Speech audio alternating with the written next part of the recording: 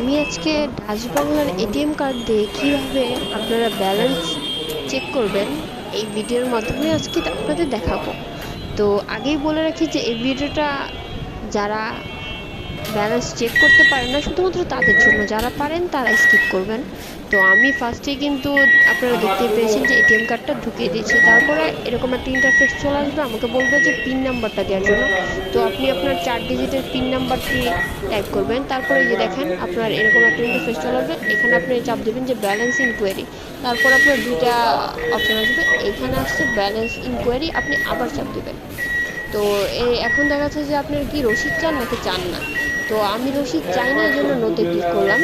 তো এখন দেখেন আমার ব্যালেন্সটা শো করবে, তো একটু ওয়েট করতে হবে।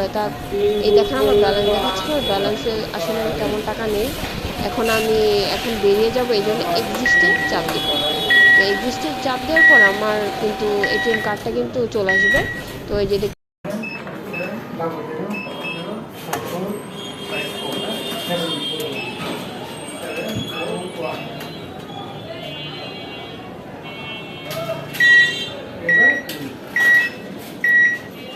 আমার জন্য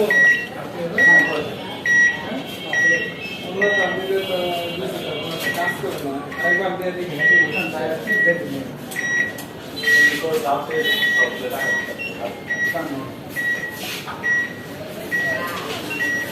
একবার তো ভুলে যাওয়ার কথা না,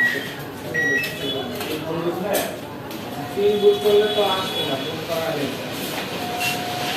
আমার ভুল করা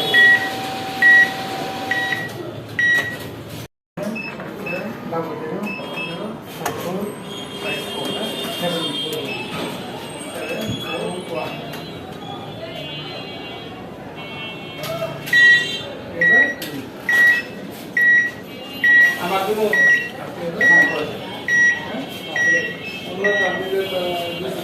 কাজ করে না একবার দিয়ে দেখি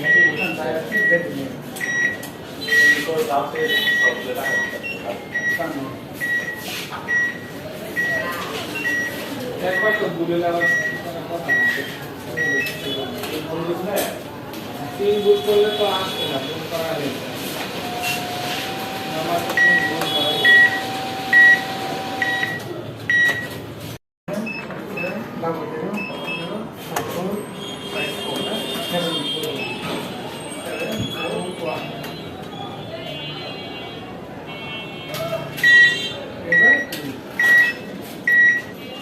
আমার জন্য